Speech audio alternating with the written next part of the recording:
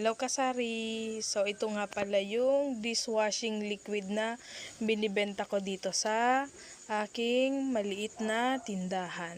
So ito, binili ko siya ng 29 pesos, 1 liter. So yan. 1 liter na siya. Hindi ako kasi gumagawa ng dishwashing liquid.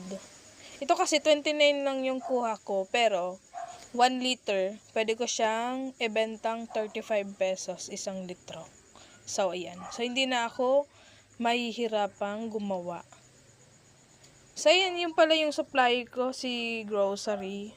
So, ayan. Sa grocery ko siya binili.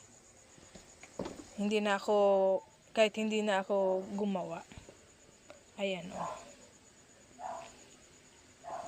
Kasi lang naman kaunti lang naman yung diferensya niya kung gagawa at yung bibili. So, dun ako sa bibili. Kasi, sigurado na yung income ko.